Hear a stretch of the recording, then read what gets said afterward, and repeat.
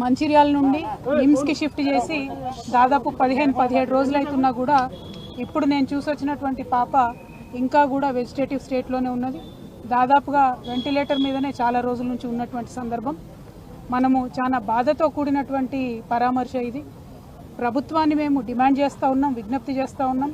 పసిబిడ్డల ప్రాణాలు పోతూ ఉంటే పట్టనట్టు ఉండడం సరికాదు.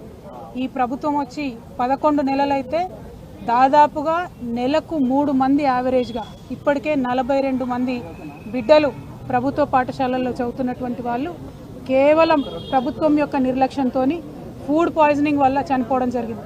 అంటే యావరేజ్గా 10 రోజులకు ఒక పసిబిడ్డ ప్రాణాన్ని ఈ ప్రభుత్వం పొట్టన పెట్టుకుంటా ఉన్నది. ఇది సరైనటువంటి వైఖరి కాదు. అన్ని సంక్షేమ శాఖలు కూడా గౌరవ ముఖ్యమంత్రి గారి దగ్గర ఉండడంతో మరి వారి సమయం వెచ్చించలేకపోతున్నట్టుగా కనపడతా ఉన్నది. ఒక్క 10 నిమిషాలు మీరు పాఠశాలల్ని పసిబిడ్డల గురించి ఆలోచించి రివ్యూ చేసినట్టయితే ఈ ప్రాణాలన్నీ కూడా కాపాడేటటువంటి పరిస్థితి ఉంటుంది.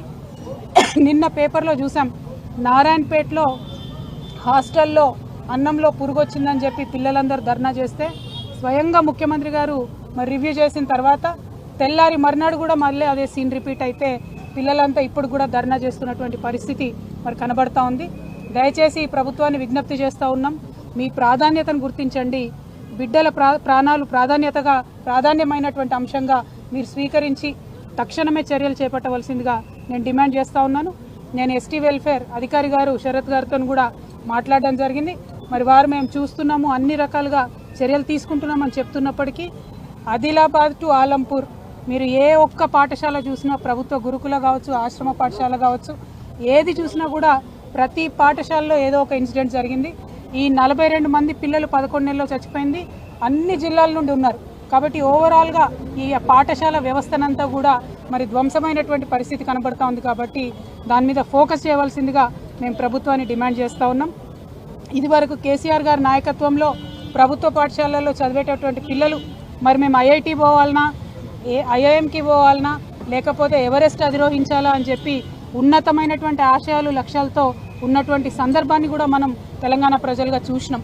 కానీ ఈ 11 నెలల్లోనే మరి ఆ పాఠశాలలు ఈ దుస్థితికి చేరుకొని 10 రోజులకు ఒక పసిబిడ్డ ప్రాణం పోతుంటే కూడా ఉలుకు పలుకు లేకుండా ప్రభుత్వం ఉండడాన్ని మేము తీవ్రంగా ఖండిస్తూ ఈ అంశాన్ని సీరియస్గా తీసుకొని గౌరవ ముఖ్యమంత్రి గారు ఇంటర్ఫియర్ అయ్యి తక్షణమే ఈ పరిస్థితిని చక్కబెట్టాలని చెప్పి ప్రభుత్వాన్ని డిమాండ్ చేస్తూ ఉన్నాం.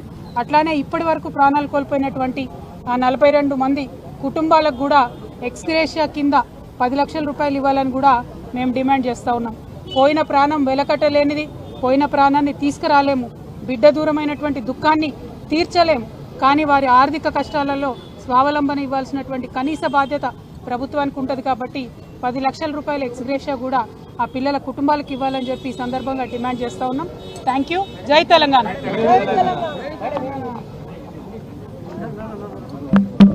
पूरे तेलंगाना भर में जितने भी गवर्नमेंट गुरुकुला आश्रम स्कूल्स है, tribal welfare, minority welfare schools है, हर एक स्कूल में ये पिछले 11 महीनों में हमने देखा है कि 10 दिन में एक लड़का या लड़की का अनफॉर्चुनेटली डेथ हो रहा है, मौत हो रही है. और इन सब का रीज़न फूड पॉइजनिंग है.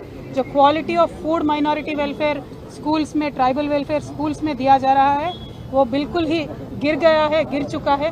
इसीलिए आज छोटे छोटे बच्चे हमारे आंखों के सामने उनका जान गंवा रहे हैं.